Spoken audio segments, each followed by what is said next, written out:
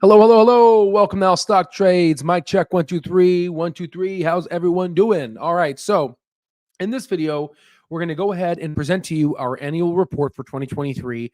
We had remarkable returns, part of our stock terminal. And this is going to be an annual thing that I'm going to write up on what my expectations are.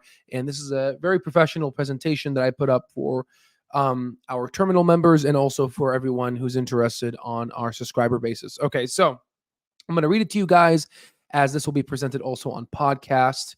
And if you have any questions, feel free to go ahead and ask them in the Q&A here, okay? All right, folks. 2023, a year of surprises and pivots, stock market retrospective, and 2024 outlook. So I said, dear All Stock Trades community, as we reflect upon the previous year, we are delighted to present our annual report of 2023. Despite a year fraught with challenges and uncertainties, we have witnessed remarkable resilience and growth. Notably, our January stock picks have yielded a 114% return year to date, while our ongoing top semiconductor stocks have recorded a historic 79% return. Additionally, this report will unveil our portfolio hedge, an 18-year back-tested proprietary portfolio modeling system, which has collectively compounded to an impressive 1,205%, equating to a compounded annual growth rate of 67% over 18 years. So I'm going to show you guys our top stock picks and the successes, and obviously there's going to be references so you guys can follow through and fact check everything. So in the face of soaring inflation, aggressive Federal Reserve actions, and a looming threat of global recession, we have successfully navigated these uncharted waters. Our agility and ability to adapt have been instrumental in our sustained success.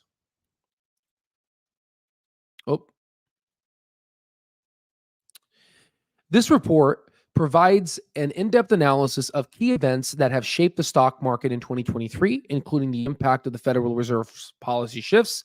It also offers valuable insights into the upcoming year, as we believe that understanding our past sets a foundation for future success.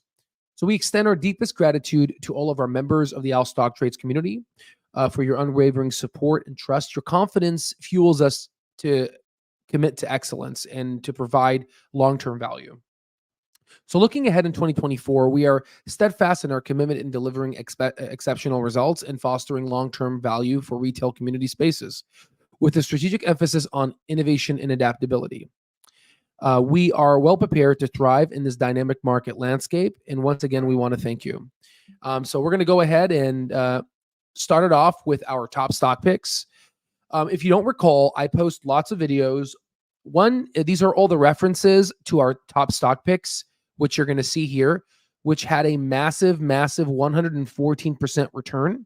But these are our top January picks. And if you look at all the calls that we called out, especially Enphase and PayPal, and I didn't add the ON semiconductor stock, but that one also was a success.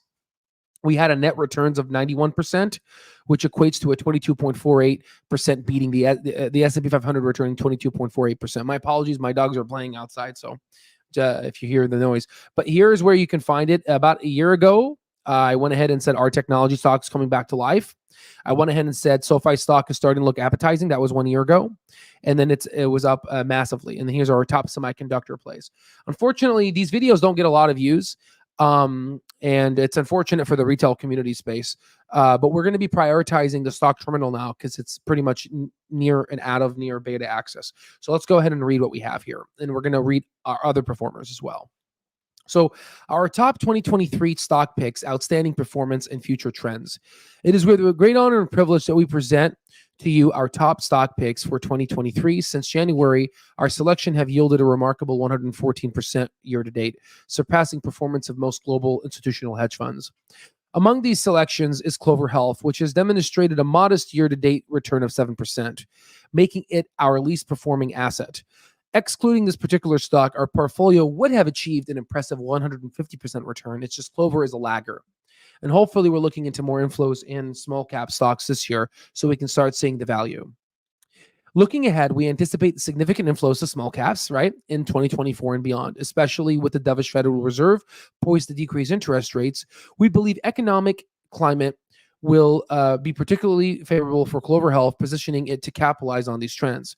Furthermore, it is noteworthy that in the latter half of 2023, we recognize potential of Enphase Energy, which has since returned approximately 80% following our analysis of its intrinsic value, which you can see, I believe it was this video here, which is just literally a month ago, 80% return, right?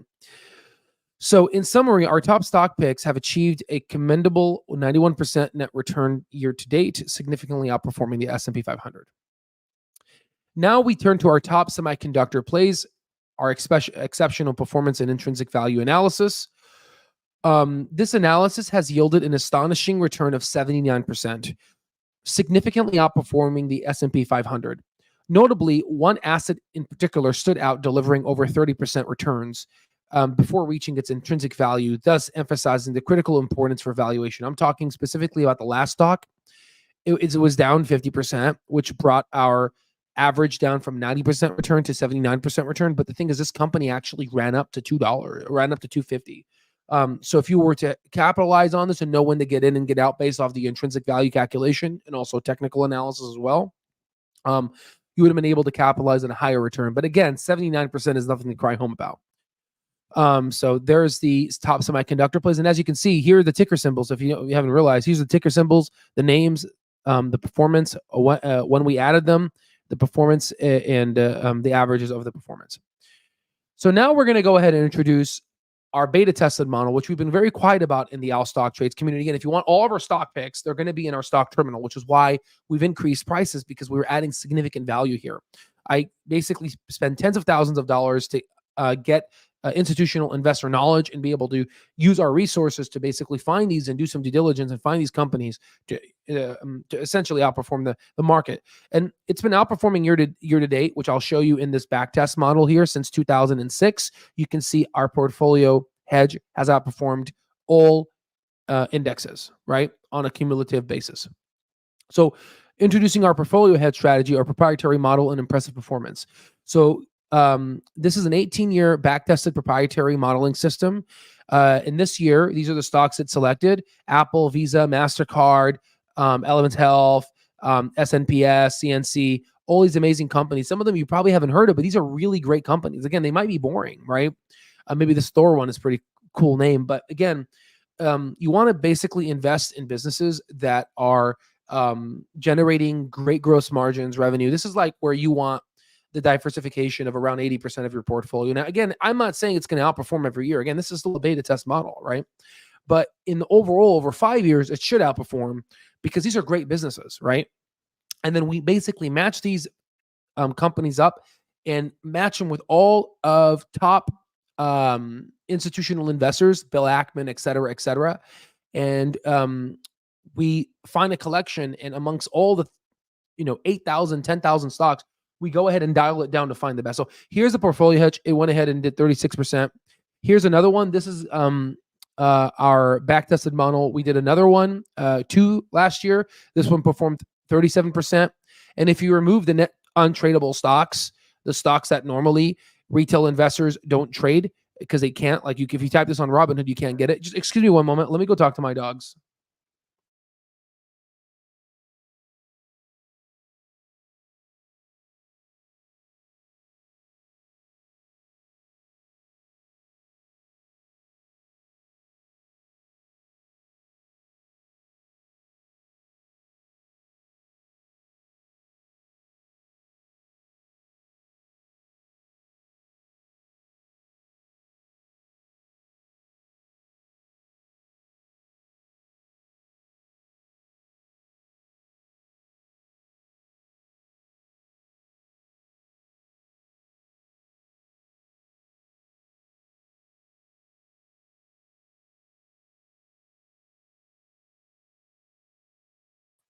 All right, my apologies there. Our smaller dog likes to bully our older dog and takes his balls and throws them off of the second floor, and it's not fair. But that's what happens when you have a family. Okay, so going back, my apologies here. If you go ahead and take out the untradeable stocks, our net returns of this one is actually 43%, significantly outperforming the S&P 500. So here's our enhanced portfolio analysis. And this is a backtest model that goes 18 years, all the way from 2006, January, all the way till 2024, pretty much, right? And you get a 1,205% return, which is a 67% compounded return over 18 years of the test. Investing $1 million back in 2006, you would have $12 million, showcasing a remarkable 67% CAGR. This is the results here. You can go ahead and take a look at them. Again, if you want to access our annual report, you could go ahead and go to this link here, alstocktrades.com/p/annual-report to go ahead and look at our annual report, which I'm presenting to you here. So now let's go ahead and talk about our insights. Again, if you want access to our stock terminal, this is please use this coupon code, because we are going to be increasing prices to $3,000. We're still going to keep the $800 off. But again, you're technically getting $1,700 off right now. So take advantage of it, because it is lifetime access. And again, we also have a subscription model for $59.99. Okay, so macroeconomic headwinds and early market malaise. So a year commenced with echoes of 2022's brutal bear market. Inflation fueled by pandemic disruption and Ukraine war remained stubbornly high. The Federal Reserve, determined to tame the inflation beast, embarked on a series of aggressive interest rate hikes. These tightening measures, while necessary, raised fears of an economic slowdown, sending shockwaves to the stock market. I mean, they literally went ahead and increased interest rates at a rate that we have never seen before in the history of the stock market. And I don't believe maybe the economy has felt them yet, which is why they need to be a little extra dovish, I think. So turning the tide, signs of hope in the pivot begins. However, cracks in the bearish narrative began to appear as early as the summer. Inflation, while still concerning, showed signs of cooling. The job market remained surprisingly strong, defying predictions of widespread layoffs. Meanwhile, corporate earnings, though impacted by rising costs, held up better than anticipated. In June, the Federal Reserve, acknowledging the improving economic data, hinted at a potential slowdown in its rate hike pace. This subtle shift was enough to ignite a nascent bull market. Now, again, there's been a lot of people that have entered the stock market in 2020, okay? And the thing is, you need to be an independent thinker. A lot of folks go through different phases. I think the first phase is going on the Weebles of the world, the Yahoo Finances of the world, and realizing that's all garbage, right? Then if folks turn into CNBC and they realize Jim Cramer, his information is garbage. And so people start to realize now, and I think some of them have, a lot of them were showing this graph where the Federal Reserve cuts and then there's a recession. I get it. That has happened in the past. But again, how many times has that happened? And can you generate statistical power to make sure the process is actually statistically significant? Like, for example, if I'm going to go ahead and perform a surgery, I need to know that out of all the surgeries, like, like if you get a surgery, you're going to ask the doctor, what's the success rate of the surgery? Well, would you want a surgery that's been done a million times that has a success rate of 99%, or a surgery that's only been done 3 times with a 99% success rate? You know what I mean? You get my point. So this essentially may be the first time ever that we might actually get a cool soft landing. And we've been talking about this soft landing, CPI going down, recession, all the way back when I was in Minnesota, when I was at the Mayo Clinic, top 1 hospital in the world, speaking to you guys about this, right? So the great pivot from hawk to dove, the Fed takes center stage. So the pivotal moment, and by the way, people that are just joining in, this is our annual report, so we recommend watching from the beginning. The pivotal moment arrived when the Federal Reserve officially signed a policy pivot following weaker than expected inflation data and dovish remarks from Chair Jerome Powell. Again, dovish means, think of it like bullish, like the economy is going to go up. Hawkish means not so bullish, right? Not good, right? So indicating a willingness to pause or even slow down its rate hikes. This change in tone sent shockwaves to the stock market, sending indices soaring. Hold on for a sec. Sorry about that. Yeah, it looks like the older dog is the troublemaker now. Okay, so investors were relieved by the prospects of easy monetary tightening poured back into equities, propelling the stock market into a sustained rally, which then retail investors sold off at a $240 billion, which is insane, which has never been seen before when the stock market rallies over 20%. It's crazy. So the Magnificent Seven soar and small caps shine. So the post-pivotal rally was not evenly distributed. The so-called Magnificent Seven, leading tech giants like Apple, Microsoft, and Alphabet, led the charge driven by their strong balance sheets and resilient earnings. These tech behemoths, having been battered in 2022, enjoyed a spectacular comeback with some doubling or even tripling in the value by year end. Meanwhile, smaller companies, particularly in those cyclicals and consumer discretionary sectors, also gained traction, benefiting from the improving economic sentiment. So, geopolitical turmoil and energy woes. Again, this is an annual report. This is me basically taking everything we looked at this year and thinking about it. That's how you become a great investor, right? You want to go ahead and create. Everyone should be creating their own annual report because you are the CEO of your own portfolio. Okay. So while the year ended on a positive note, it wasn't without its share of challenges. The ongoing war in Ukraine continued to disrupt global supply chains and fuel energy volatility, especially the supply chain that's happening right now on the area where the Houthis are basically stopping the passage of ships because of the Israel and Hamas conflict. This could cause a supply chain shock, which could potentially affect inflation. So geopolitical tensions in other regions, from Taiwan Strait to the Korean Peninsula, further added to market uncertainties. This is why the Chinese stocks are actually going down. And these external factors kept investor sentiment on edge, occasionally triggering temporary bouts of volatility. Inflation, 2024, cautious optimism and key trends to watch. Oh, by the way, let me just go back here real quick. So let me just give me a moment here. I have my notes here. So I just want to make sure I provide you guys with the best value that I can. So let's just give me a moment here. I wrote down some stuff. Okay. So there's things that we need to know. So in terms of the Ukraine war, you remember how we're supposed to have supplement spending for the Ukraine and Israel and also our southern border? That hasn't happened yet, right? So Congress is expected to return on January 8th. And also, the government funding deadlines are coming on January 19 and February 2. So keep that in mind because those might be volatile days in the stock market. Okay. All right. So there's that. So let's go back to inflation. So as we turn the page to 2024, the stock market landscape appears cautiously optimistic. Inflation, while still above the Fed's target, is expected to continue its gradual decline. The central bank, though unlikely to resume aggressive rate hikes, is fighting between the crossroads of cut rates significantly in the near future. The scenario suggests a potential range-bound market with opportunities of both growth and volatility. Now, again, Bill Ackman believes that they're going to cut interest rates more than what the Federal Reserve is, and the CME Watch tool agrees with that. So I'm on the edge of agreeing with Bill Ackman. But again, the market can be volatile because any upward trajectory in inflation and whatnot, then we could see a thing. But I don't think that's going to happen because inflation is majority an automobile and housing problem, right? Let's go ahead and continue. So the Fed stance, a key trend to watch in 2024. The Federal Reserve's actions remain paramount. In fact, let me just go ahead and do this. I actually like this because it gives you kind of a nice little background here, and I can kind of zoom in here for you guys.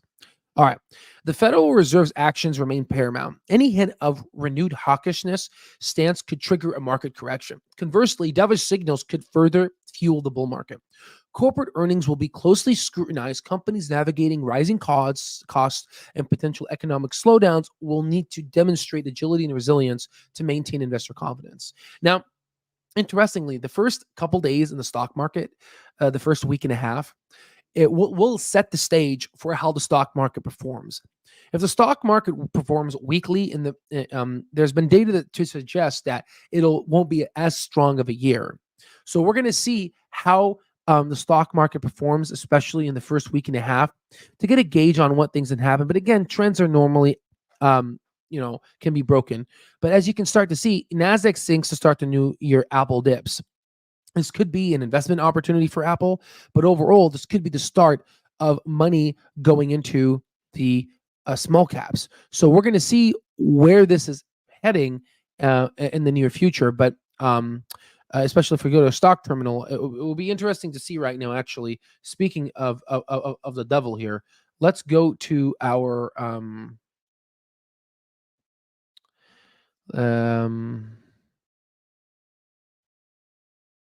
un momento here. Let's go to our stock terminal here, and let's take a look at the S&P 500, and let's see where money is going into here. In fact, I want to look at the heat chart. So let's look at the heat chart. So, money's flowing into healthcare, energy, utilities, customer staples, but definitely out of technology right now. So we are seeing a transition. People are starting to reevaluate it, and this is great. I always like to look at the beginning of the year's inflows because it really shows me. Again, this is a part of our stock terminal. You will get this chart every hour. So I like to see this. So, like I said in past videos, 2 videos ago, we believe the financial and insurance sector will see some inflows this year, and definitely small caps. In fact, let's go ahead and take a look at small caps and take a look at this map here to see kind of an idea where we should be focusing our attention here. So again, finance, insurances, and real estate. That's where we're thinking. Money's definitely being flown. Interestingly, construction, because we do believe housing needs to be built, because this is kind of connected there. And then, so we'll definitely keep following this for the next couple of days. And we're going to be releasing our insights in the stock terminal. So now, geopolitical wildcards and the persistent uncertainty. So Ukraine war and other global hotspots remain wildcards. So this could escalate tension, especially in the Israel-Hamas conflict. There could be a regional war, Iran nuclear weapons, North Korea with Iran, and Russia and the Ukraine war, and Russia being pushed more closer to China than China potentially with Taiwan. These all could be wild cards to look out for, right? But I'm always in the line of just investing in really great companies and companies that have a great competitive advantage. So the rise of alternatives and diversifying portfolios. So with continued market uncertainties, investors may continue to allocate capital in other investments like real estate and private equity, because we are probably going to get a re-engagement of the IPO market. So folks are going to want to go on the private side. So then the IPO side, they'll be able to make lots of money, right? And be able to be earlier investors. And we already saw a little bit of money inflows in real estate, but also financials. So now let's go ahead and talk about money market funds and a shift in focus on Wall Street. So in 2023 has a surge of interest in money market funds, attracted approximately $1.3 trillion. However, the perceived lucrativeness, many, risk-averse investors were like, oh, I'd rather get 5 to 6%. Proved an incorrect type of thinking, because the NASDAQ experienced remarkable growth. I think the last time we've seen this type of growth was since 1999, right? So with rate cuts and anticipated shifts, investors are likely to redirect investments from money market funds to potential stocks, to equities. And that could be a reallocation of trillions of dollars. As you can see in this graph here from Fred, we can see that, there exists around $6.1 trillion in money market funds. And you can see this increase between 2022 and 2023, $1.3 trillion came in. And this just big jump came into money market funds. And we believe that this jump will come out of money market funds and back into equities once the Federal Reserve cuts interest rates. A year of resilience and pivots. So 2023 was a year of surprise and pivots. After a turbulent start, the stock market surprised everyone with its resilience, fueled by easing inflation and a dovish Fed and a strong corporate earnings. However, CNBC contributors spew out misinformation. Many hedge funds are capitalizing this by taking advantage, especially reallocating of small caps. So let's go ahead and take a look at small caps. So let's go ahead and zoom out a little bit so we can see kind of this whole scenario here, right? So small caps versus large caps, and also the NASDAQ 100, a historic perspective. So if you take the Russell 2000 and you go ahead and you divide it by the S&P 500 or even the NASDAQ 100, and if you actually look at the price to book ratio relative to the price ratio, what you can see is that large caps have outperformed the overall numeral value, which has led to a decrease in the ratio between small caps and large caps. It's the same trend where you see in this graph when you look at the Russell 2000 graphed and divided against the ratio of the NASDAQ 100 index. The last time we saw this disparity was back in 1999 to 2001. You can see we're at these levels now. And if you look at the Russell 2000 performance, it basically outperformed the NASDAQ and the S&P 500 on average between 9 to 12 years. So that's, literally a decade of outperformance, which is why many folks are looking at these small caps. And also, if you go ahead and look at the Russell 2000 ETF IWM Breakout, you could start to see that we just broke out of this channel. And this could be the start of this outperformance.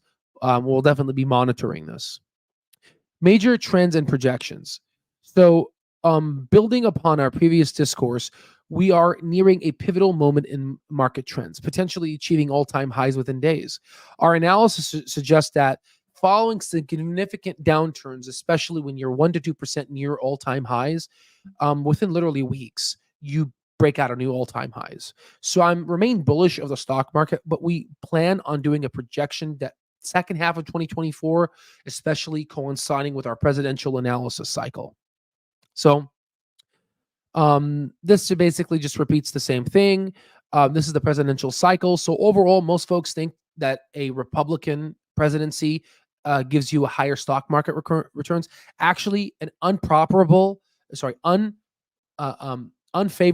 and not popular Democratic incumbent increases the likelihood of a 12% return. However, Donald Trump is different than, I would say, other Republicans. Maybe his business savviness would potentially cause a disruption in the market. Again, we can only wait to see. But overall, regardless of Biden gets elected or Trump, I could care less because I care about Wall Street, and this is not my doctor hat, my future physician hat. This is like my business hat. I just care about money from this hat. I just care about profits, corporate earnings. Who cares about who's running the White House? Whoever is the commander-in-chief, that's our commander-in-chief, and we stand by him 100% because the voters have spoken.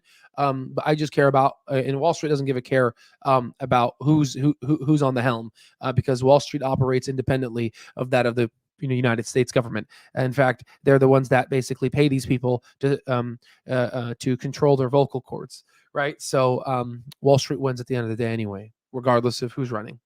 Okay, so forward PE ratio and analysis. So if you look at the S&P 500, it's currently at around 17x if you exclude the FANG stocks and other stocks amongst those FANG. The forward PE, that's, so it's $17, If you exclude it, it'll be 15x. Guys, if you invest $15, you get $1 in return. That's pretty much how you read P's, right? That's what we teach you guys in the Mastering Stock Market course. When the market is anticipating to recalibrate itself as a 10-year federal note reverts back to its mean in its descending channel, we expect that these PEs are going to expand. We expect that these PEs are going to go higher, especially when inflation's going down. That's going to cause real estate to go up, and your financial, money market loan creators and loan financial officers are going to start working. Interest rates are going to go down. People are going to want to basically move out, buy new homes. It's going to stimulate peak buying, millennial housing construction. There's a lot to look forward to. Now, in terms of the FANG stocks and financial sector evaluation, we believe that also financial sector, because no one wanted to touch it in 2023 because the Silicon Valley Bank collapse, I believe this trend will change, given that if you go ahead and take a look at our S&P 500, you can see the allocation into the financial sector. Interesting, right? So take a look. Just think about that, right? Be a first principles thinker. Okay, so Wall Street outlook in 2024. We believe that Main Street and Wall Street is starting to diverge. Before it was a Main Street gain with wage growth and everything. Now the powers are turning back into Wall Street, and people that understand that and understand how to make money in these equity markets will get richer, and sadly the poor will get poorer. But we have free platforms like this to educate oneself, and also books that cost $14.99, top selling books that you should take advantage of to basically help educate the masses. And it's up to them, just like how it was up to me when I literally started from bottom, literally from homelessness, and now aspiring to become a brain surgeon. It's all there, right? So if you found value in our annual report with its comprehensive insights from 2023 and projections for 2024, I wouldn't see why not to subscribe to Lifetime Access. You'll get access to all of our portfolio picks, our top stock picks, our table technicals, table longs, and our technical analysis, and our proprietary portfolio hedging system, which is compounded an impressive 1,205% with a compound annual growth rate of 67%. So we definitely I want you to guys take advantage of this and use coupon code New Year's to get $800 off. We will be increasing prices, I believe, in the next 3 days, but the New Year's coupon will still be available. We want to give a shout out to Affirm for helping us be able to finance these at literally 36 months, which if you go and take a look at that, that's 3 years to finance this, and you get lifetime access. So we want to appreciate all of our partners in supporting our mission to democratize financial information. And yeah, guys, that's all I have for you guys in this annual report. I appreciate you staying here and listening. And thank you for being able to help us democratize this type of information. We're very excited regarding these are our last year's picks. We've already updated our portfolio hedge regarding this year's picks, and we're going to be adding more to our table technical and our table longs. And overall, guys, it's a privilege and honor. I wish you a happy new year, and I hope that 2024 brings us excitement, health, and capital. I'll see you on the next one.